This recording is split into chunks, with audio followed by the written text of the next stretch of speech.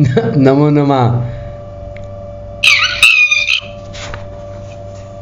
आज शुक्रवार दिनांक 1 मार्च 2024 भारतीय तिथि अनुसार फाल्गुन मास की कृष्ण षष्ठी विक्रम संवत 2080। आज से नवमोध्यायः 90वें अध्याय का विवेचन प्रारंभ करते हैं। ओम श्री परमात्मने नमः। अथ नवमोध्यायः। इस अध्याय की अवतरणिका। 7वें अध्याय में भगवान के द्वारा विज्ञान सहित ज्ञान कहने का जो प्रवाह चल रहा था, उसके बीच में ही अर्जुन ने 8वें अध्याय के आरंभ में 7 प्रश्न कर लिए।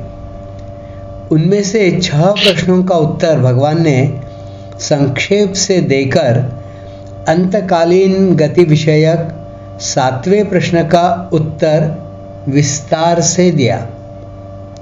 अब 7वें अध्याय में कहने से बचे हुए उसी विज्ञान सहित ज्ञान के विषय को विलक्षण रीति से कहने के लिए भगवान 9वें अध्याय का विषय आरंभ करते हैं। 8वें अध्याय में भगवान ने अक्षर ब्रह्म के संबंध में बात करी है।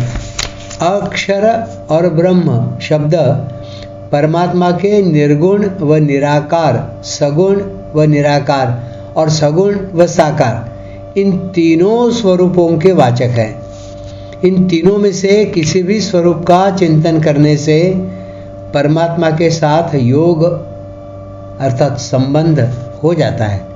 अतः इस अध्याय का अर्थात पिछले अध्याय का नाम अक्षर ब्रह्म योग रखा गया है। अब इसके आगे श्री भगवान उवाच इदं तु ते गुह्यतमं प्रवक्ष्याम्यनसूयवे ज्ञानं विज्ञानसहितं यज्ञात्वा मोक्षसे शुभात्। श्री भगवान बोले, यह अत्यंत गोपनीय विज्ञान सहित ज्ञान, दोष दृष्टि रहित तेरे लिए मैं फिर अच्छी तरह से कहूँगा, जिसको जानकर तू अशुभ से अर्थात जन्म मरण रूप संसार से मुक्त हो जाएगा। इदं तुते गुह्यतमं प्रवक्ष्याम्यनसूयवे। भगवान के मन में जिस तत्व को, विषय को कहने की इच्छा है, उसकी तरफ लक्ष्य कराने के लिए ही यहाँ भगवान सबसे पहले इदम शब्द का प्रयोग करते हैं। उस भगवान के मन बुद्धि में स्थित तत्व की महिमा कहने के लिए ही उसको गुह्यतमम कहा है। अर्थात वह तत्व अत्यंत गोपनीय है। इसी को आगे के श्लोक में राजगुह्यम और 18वें अध्याय के 64वें श्लोक में सर्वगुह्यतमम कहा है।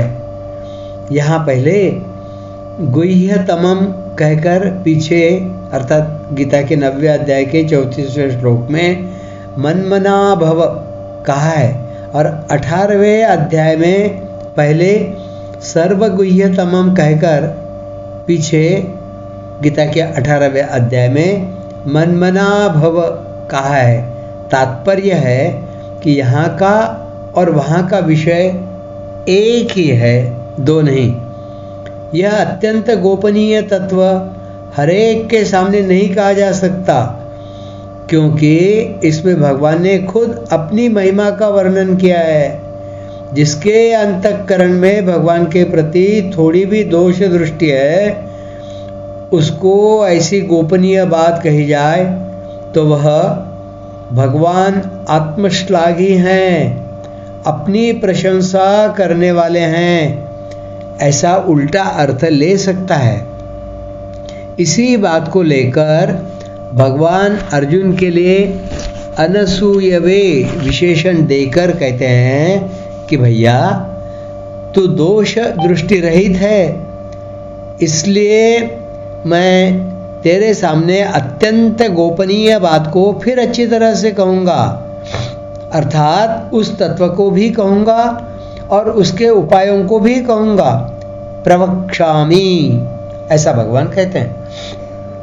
प्रवक्ष्यामि पद का दूसरा भाव है कि मैं उस बात को विलक्षण रीति से और साफ साफ कहूँगा, अर्थात मात्र मनुष्य मेरे शरण होने के अधिकारी हैं, चाहे कोई दुराचारी से दुराचारी, पापी से पापी क्यों न हो, तथा किसी वर्ण का, किसी आश्रम का, किसी संप्रदाय का, किसी देश का, किसी वेश का, कोई भी क्यों न हो, वह भी मेरे शरण होकर मेरी प्राप्ति कर लेता है। यह बात मैं विशेषता से कहूँगा। 7वें अध्याय में भगवान के मन में जितनी बातें कहने की आ रही थी उतनी बातें वे नहीं कह सके, इसलिए भगवान यहाँ तू पद देते हैं कि उसी विषय को मैं फिर कहूँगा।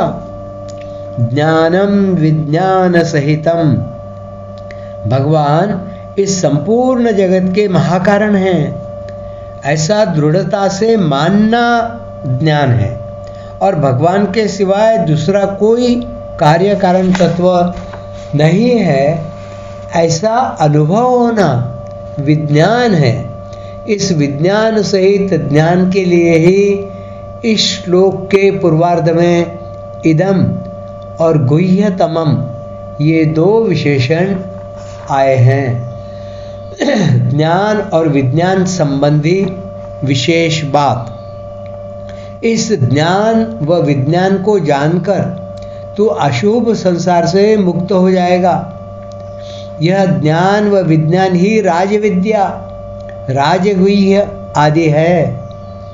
इस धर्म पर जो श्रद्धा नहीं करते, इस पर विश्वास नहीं करते, इसको मानते नहीं, वे मौत रूपी संसार के रास्ते में पड़ जाते हैं और बार बार जन्मते मरते रहते हैं।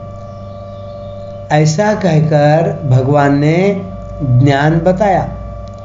अव्यक्त मूर्ति मेरे से ही यह संपूर्ण संसार व्याप्त है, अर्थात सब कुछ मैं हूँ, दूसरा कोई है ही नहीं। ऐसा कहकर भगवान ने विज्ञान बताया। आगे आती है यह बात। प्रकृति के परवश हुए संपूर्ण प्राणी महाप्रलय में मेरी प्रकृति को प्राप्त हो जाते हैं, और महासर्ग के आदि में मैं फिर उनकी रचना करता हूँ, परंतु वे कर्म मेरे को बांधते नहीं, उनमें मैं उदासीन की तरह अनासक्त रहता हूँ। मेरी अध्यक्षता में संपूर्ण प्रकृति प्राणियों की रचना करती है। मेरे परम भाव को न जानते हुए मूढ़ लोग मेरी अवहेलना करते हैं। राक्षसी, आसुरी और मोहिनी प्रकृति का आश्रय लेने वालों की आशा, कर्म, ज्ञान सब व्यर्थ है।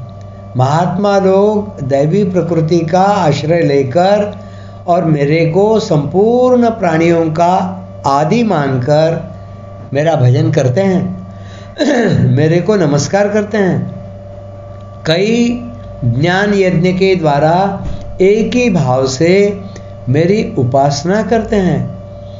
आदि आदि 90वें अध्याय में आगे चलकर आएगा। ऐसा कहकर भगवान ने ज्ञान बताया।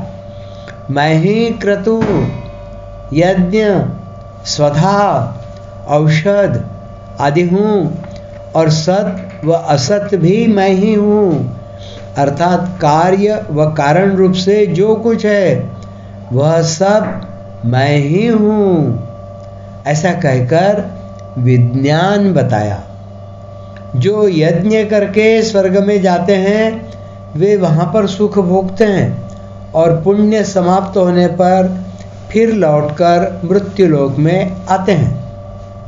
अनन्य भाव से मेरा चिंतन करने वाले का योगक्षेम मैं स्वयं वहन करता हूँ। श्रद्धापूर्वक अन्य देवताओं का पूजन करने वाले वास्तव में मेरा ही पूजन करते हैं, पर करते हैं अविधि पूर्वक। जो मुझे संपूर्ण यज्ञों का भोक्ता और स्वामी नहीं मानते उनका पतन हो जाता है। जो श्रद्धा व प्रेम पूर्वक पत्र, पुष्प आदि को तथा संपूर्ण क्रियाओं को मेरे अर्पण करते हैं वे शुभ व अशुभ कर्मों से मुक्त हो जाते हैं।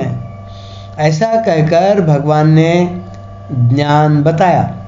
मैं संपूर्ण भूतों में सम हूँ। मेरा कोई प्रेम या द्वेष का पात्र नहीं है, परंतु जो मेरा भजन करते हैं वे मेरे में और मैं उनमें हूँ। ऐसा कहकर विज्ञान बताया। इसके आगे के 5 श्लोक मतलब 90वें अध्याय में 30 से लेकर 34 इस विज्ञान की व्याख्या में ही कहे गए हैं। यहाँ ज्ञान के वर्णन में विज्ञान और विज्ञान के वर्णन में ज्ञान नहीं है, ऐसी बात नहीं है। तो ज्ञान और विज्ञान दोनों की बात भगवान कहते हैं। यज्ञात्वा मोक्ष से शुभात, असत के साथ संबंध जोड़ना ही अशुभ है, जो कि ऊंच व नीच योनियों में जन्म लेने का कारण है। असत अर्थात संसार के साथ अपना संबंध केवल माना हुआ है, वास्तविक नहीं है। जिसके साथ वास्तविक संबंध नहीं होता उसी से मुक्ति होती है। अपने स्वरूप से कभी किसी की मुक्ति नहीं होती, अतः मुक्ति उसी से होती है जो अपना नहीं है किंतु जिसको भूल से अपना मान लिया है। इस भूल जनित मान्यता से ही मुक्ति होती है। भूल जनित मान्यता को न मानने मात्र से ही उससे मुक्ति हो जाती है। जैसे कपड़े में मैल लग जाने पर उसको साफ किया जाता है तो मैल छूट जाता है, कारण कि मैल आगंतुक है और मैल की अपेक्षा कपड़ा पहले से है, अर्थात मैल और कपड़ा दो है, एक नहीं। ऐसे ही भगवान का अविनाशी अंश यह जीव भगवान से विमुख होकर जिस किसी योनि में जाता है वहीं पर मैं मेरापन करके शरीर व संसार के साथ संबंध जोड़ लेता है, अर्थात मैल चढ़ा लेता है और जन्मता मरता रहता है। जब यह अपने स्वरूप को जान लेता है अथवा भगवान के सम्मुख हो जाता है तब यह अशुभ संबंध से मुक्त हो जाता है, अर्थात उसका संसार से संबंध विच्छेद हो जाता है। इसी भाव को लेकर भगवान यहाँ अर्जुन से कहते हैं कि इस तत्व को जानकर तू अशुभ से मुक्त हो जाएगा। आज यह प्रथम अध्याय का 9वें अध्याय का प्रथम श्लोक का विवेचन यही समाप्त करते हैं।